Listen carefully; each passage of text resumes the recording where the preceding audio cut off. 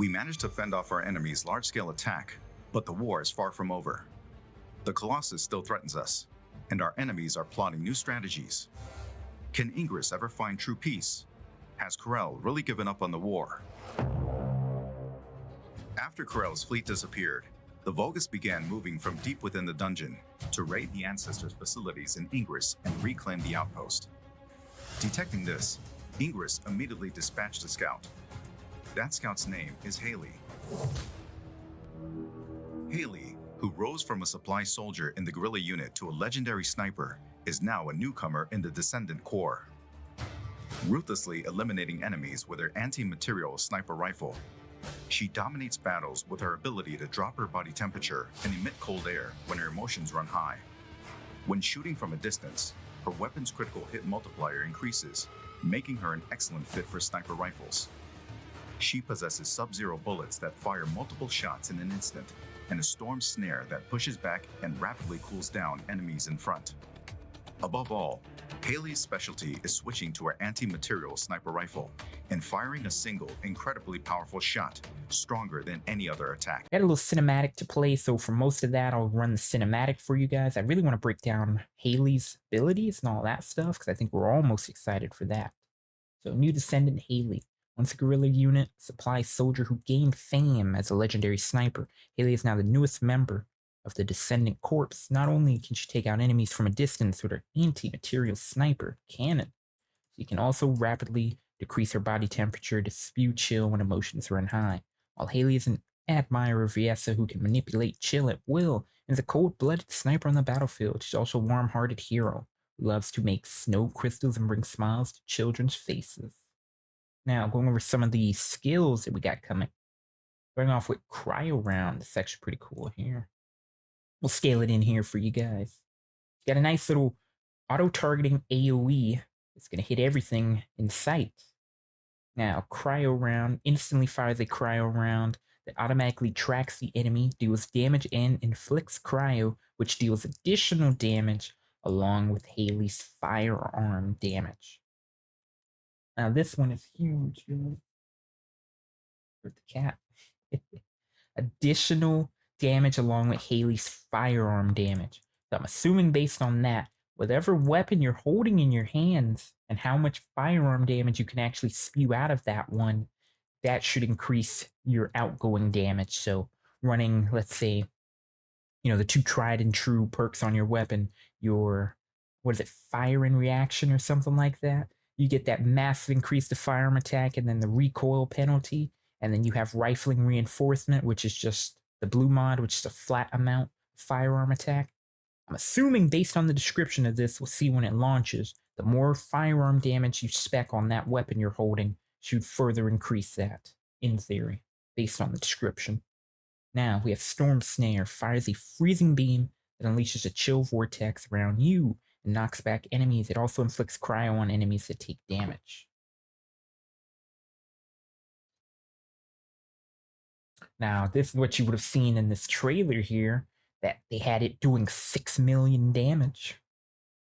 Now, I'm assuming Hailey's not going to, or maybe Hailey will push out that much damage to begin with, but I think to have it do that major amount of damage is going to have something to do with that red mod that we won't be getting until October 10th, unless they make any changes. And I think they did this purposefully for two things, to build up some PR or whatever, right? Now it's majorly talked about, right? So they walk it back a little, they squeeze the dates up a little, but still just to get a good amount of, publicity towards it. But she's going to break the game, guys. And I think once she's kind of gauged and they have her in and they can gauge where they need to bring the rest of the Descendants up to, not have them fall completely behind, that should lead into us getting her red mod, because she's going to absolutely be the #1 DPS, provided you fully kit her out. Clearly. Now, going over her next one, Cold Fury. Hailey's movement speed gradually decreases, but her firearm and skill, critical hit rate, and firearm penetration all increase significantly. Now, significantly, so it has to be a significant amount, right? Not no like 10%, maybe on the high end of 20%, maybe 25, somewhere around there. Maybe even one of her red mods could further increase that amount that you're getting from Cold Fury. Maybe it completely negates the movement speed penalty. Don't really know yet. Now, lastly, we have Zenith replaces Hailey's weapon with her unique weapon, the Anti-Material Sniper Cannon.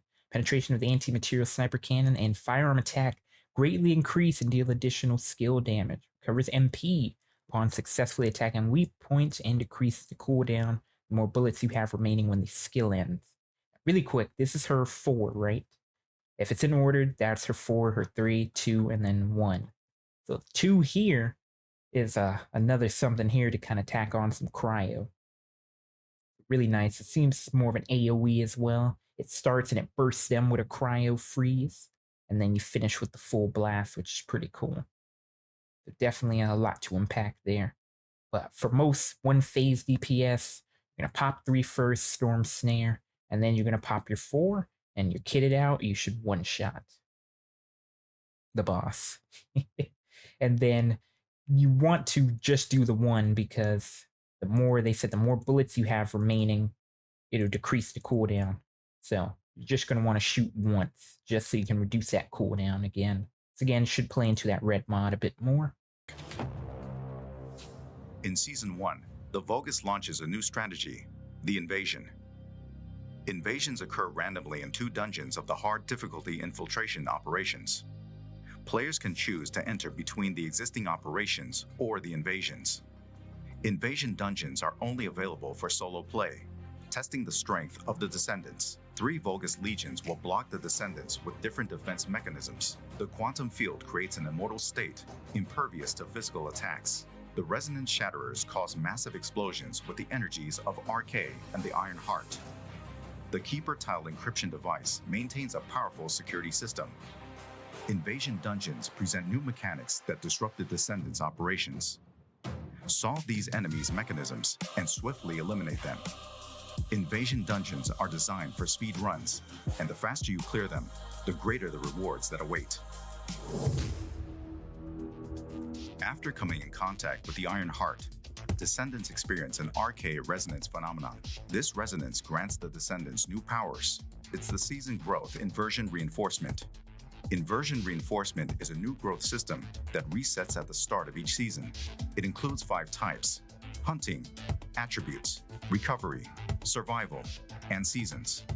Through the inversion reinforcement, Descendants gain beneficial effects for progressing through seasonal content, and can also obtain effects that compensate for their weakness. Each season, we plan to tailor and replace the inversion reinforcement effects, providing effects that perfectly fit the seasonal content. To another first Descendant dev update / dev comment. So first, I'm going to start with the most important thing. It's time of us recording this the 24th. Wanted to wait a little bit, see if they did any modifications to anything, and lo and behold, they did.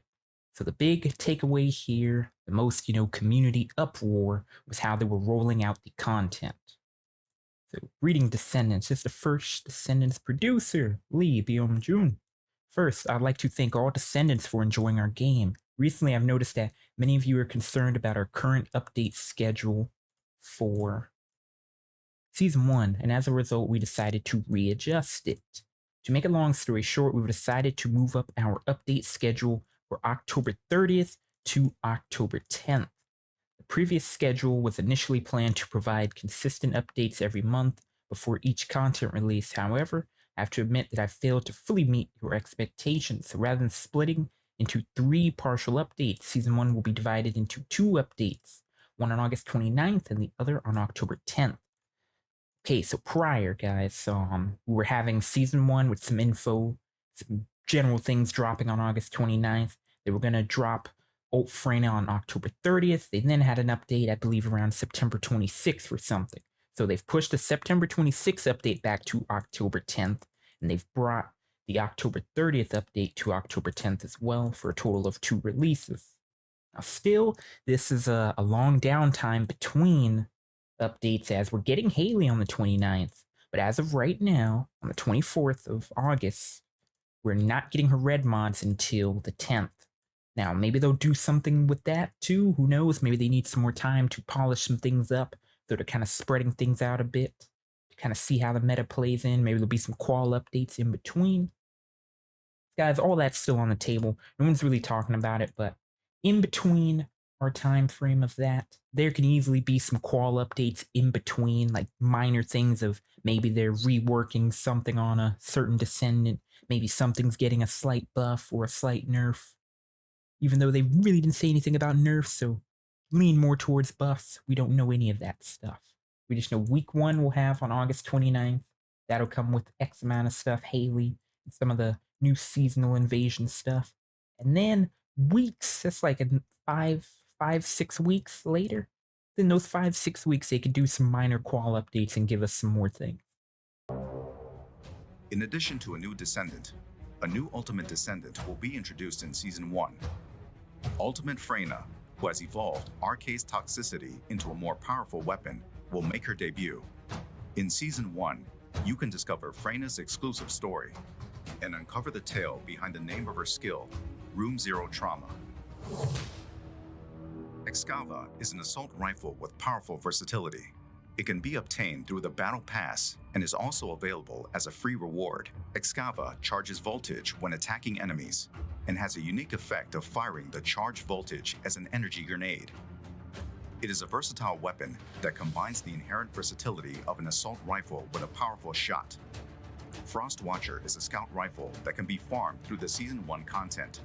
When hitting enemies from long range, it reduces chill resistance and enhances the damage of one's chill skills, making it a perfect fit for Viessa and Hailey. If you've prepared a new Descendant, ultimate weapon, and inversion growth, it is now time to face the most powerful Colossus, Death Stalker. Death Stalker lurks in the darkness of the void, targeting the life of Descendants. It is stronger than any Colossus encountered so far. To protect Albion from the threat of Death Stalker, we must once again and intercept Death Stalker. The first Descendant's first season begins on August 29th with Hailey, a new Descendant, Ultimate Freyna, and the new Ultimate Weapons. New episodes, dungeon content, and Void Intercept battles await you in Albion, Descendants. The first Descendant. Played a cinematic here to go over the inversion reinforced for the progression as well. The simple progression here that apparently will reset between seasons. You'll kind of spec things out as you play through, and they're supposed to help you through the seasonal content, essentially. Going over Freyna, all that stuff. More weapon breakdowns and all of that. I'll really just run the cinematic. I really just wanted to cover Hailey and kind of the content timeline. Still interesting, the downtime though, guys. A large downtime from the 29th to October 10th. For us, as far as creation goes, October 10th, guys, Dragon Ball Z Sparking Zero launches. So yeah, we may dabble in Descendants for a little bit just to get things and get them researched. And then I'll be on DBZ for the remainder of the month. So yeah, that's gonna be things there. Now I want to go over the Void Fragment and Fusion Reactor loop improvements, which is huge, and it seems to be very well received by the community as well. So we do have some good news in here, but there's still some bad news to get into. Now, Void Fragment and Fusion Reactor loop improvements. It has been improved so that playing Void Fragments once on hard gives the Quilty now grants enough Void Shards to use the Fusion Reactor once. Consequently, the amount of Void Shards rewarded in special operations has also been increased. Wow. Okay, that's a huge one, guys. Because the amount of Void Shards rewarded in special operations has also been increased. Typically, running the, I think it's in the swamp region or something, when you're trying to go for that Enzo code to get that amorphous from it. Doing a full run of that, I would be somewhere between over 50 in all of the shards, just doing a full run of that, which would tend to take about an hour or so. Now, if they're increasing that more, you may end up with about 100 of each per run, which is actually huge. Now, additionally, Void Shards required for the Fusion Reactor have been consolidated into a single type. Now, the same type of Void Shards will drop from both Void Fragments and the Fusion Reactor within the same field. This change enhances the convenience of farming Void Shards and optimizes the monster placement for representative Void Fragments of each attribute. Finally, the Fusion Reactor now requires Void Shards when using the reconstructed device rather than at the start of the mission. This adjustment ensures that void shards are not consumed if you accidentally enter the fusion reactor. Some hard infiltration operation improvements. Previously announced, random options will be replaced with preset selections. Preset offers 3 options, 0%, 125, and 250%. And the descendants who choose the same preset can play together in public matchmaking. That is huge, guys, because right now I've just been running in private to get that 200% bonus or whatever. Do as you wish with the matchmaking, especially if you're going up to 250. Randoms may not be as good, but having the public matchmaking option is definitely huge improvement. Now they didn't tell us anything about, let's see. No, they didn't tell us exactly what's going to be on the modifier yet, so we'll see when we go in there. But there should be like set things, probably at the 250, they have more defense, more attack, you have less defense, less HP, things like that to make up to that 250%. But no concrete information on that yet. In addition, different number types of matchmaking pool from growing indiscriminately. Those who select the same infiltration operation will now be matched together regardless of their selected rewards. So that's huge. The time occupation mission will remove from hard infiltration operations and replaced with the extermination battle, where the time can be reduced based on the descendant's skill. Now, here is a huge one, guys. We got to see if they walk this back, and then I'll give you guys kind of my general thoughts afterwards. Now, going over the socket type saving feature improvement.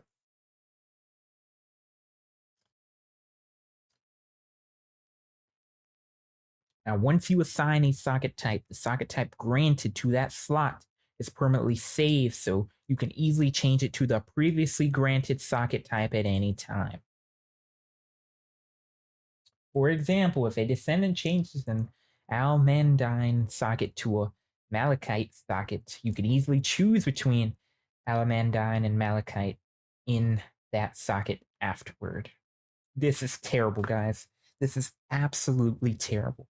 So basically, you get to 40, you reset your slot, let's say you put the Almandine one on, you get to 40 again, just to switch between the Almandine one, get to 40 again, you throw another socket in that type, and now you reset again, you get to 40 again, now you're probably working on a third slot. So essentially, you crystal the same slot twice, maybe more than twice to even get different combinations from there. But that is just a terrible system, guys. It makes the grind even worse, to be honest. And in retrospect to that, they would have to buff the XP, right, that you're getting per reset to make it more worthwhile to do that. And they just used 2 as an example, but I'm assuming you could do it for as much slots as there are, if you care to do that. So you reset to 40. I don't know top of my head how many slots there are. I say there's 6 types you can switch between. You would get to 46 times on 1 slot of crystallization. So for 6 crystals, just to switch 1 slot between 6 different ones, which doesn't really make any sense. There you are, Loki. I've been looking for you. You've been under bed all that time. But that's terrible, guys. Now, I would go as far as this, right? For my suggested changes for this, and maybe some of you guys can agree to it. I wouldn't mind this too much, right? If they increase the amount of XP you're getting per reset. So the more you reset, the more XP you get to hit 240 faster. Now, that's a tall order, as that pretty much negates the, boosts and all of that. You could still use a boost on top of that, potentially, if they did that, to make it even better. But now you wouldn't even need to go buy boosts then. You just want to crystal things to get more XP. That's one suggested thing, right? But I have a counteract to that. In doing that, they also should make a separate crystallization, right? So something else to farm. Maybe they could even, guys, hear me out. Maybe they can even make it like the energy activator, right?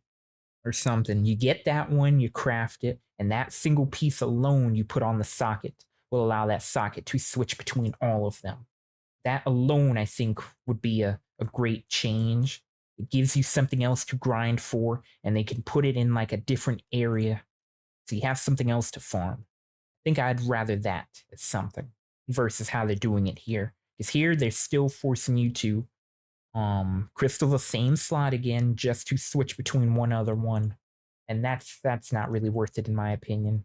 And that's really gonna make the grind terrible. We do have some descendant balance adjustments. Now here, like I said earlier, we're getting some descendant balance adjustments here. But throughout the season, guys, they could do more little qual balance adjustments or something. Because they don't have to be huge things. They can do other reworks, maybe buff some more descendants, buff some weapons and things like that. We really don't know. But going over Jaber's turn, it's been improved to apply stats such as skill, power, modifier, and additional attack, and will be able to be enhanced by descendant modules. Oh boy, Jaber's going to be rising in the meta, guys. Let's go. Additionally, Jaber's turret sync skill has been adjusted to apply to the turret Jaber has summoned, and if the turret engineering modification module is equipped, the summoned turret has been improved to create an area. We don't have Jaber now, but I'm sure more creators that specialize in Jaber probably going to get some footage of how his turrets are working now on bosses. And if this is a significant enough change, imagine a full team of Jabers dropping the turrets down. Would it be enough to really nuke a boss with these changes here? That skill power modifier and the additional attack. That could be something to look into. Now, we even got some changes for Blair. Okay, Pitmaster skill has been improved to have more enhanced effect based on the number of flame zones. The duration of the Blaze Up skill has been increased, and MP cost has been reduced. When using the Extinguish skill, the flame zone will no longer be retrieved. Instead, the Taste of Aggression effect will stack based on the number of flame zones. The damage of the Burn Taste skill has been increased, and a skill button input feature has been added to allow canceling the skill mid-use. Additionally, the max stacks of the Incendiary Bomb modification module has been increased, and the performance of the Deadly Cuisine skill has been enhanced when the Classic Chef modification module is equipped. Oh, I like that, guys. That's a nice and huge improvement to Blair. Could be another effective boss killer now, just for more variety. Being able to do that, because using your skill cooldown, specking good, you can drop a lot of those flame zones, guys. A lot of them. Ajax is also getting some love in here too. Orbital Barrier and Hypercube skills are now affected by attribute resistance, making them stronger. The Body Enhancement modification module increases HP, defense, and shield. And when using the Skill Void Energy, will always recover to 100%, allowing the use of enhanced skills more often. Additionally, the Void Charge modification module will allow the Void Walk skill to be stacked in the Void Walk, and Expulsion skill has been modified to increase damage based on defense. Oh, good one right there, guys. I'm happy for you, Ajaxes. We don't have Ajax, we're still building our Descendants. Someone was like, oh, you don't need all that defense. Well, guess what? If this damage is still gonna scale past the cap of your defense, you are gonna need that defense. Now, Ajax is just gonna be out here nuking things with that Expulsion. And then when using an enhanced skill, the cooldown will now reset. Oh boy. Ajax is going to rise too. If it's really stacking based on your defense, because people was having somewhere, what was it? They have like 40,000 defense or something I've seen somewhere on Reddit. Or the 40,000 shield. Anywho, some shit ton of defense, guy. And if it's scaling good based on that, oh boy, that's going to be some good damage right there. Now, various UX improvements and things of that nature. We'll leave everything as well in the description so you guys can kind of go back through things. I do love about First Descendant, they literally publish an article on Twitter. So you can literally go on Twitter, go to their page, and literally get all the patch notes, any dev notes, and things of that nature. You don't really have to go anywhere else to do that. But you guys enjoyed some of our thoughts on our breakdown, kind of what I thought about everything going on.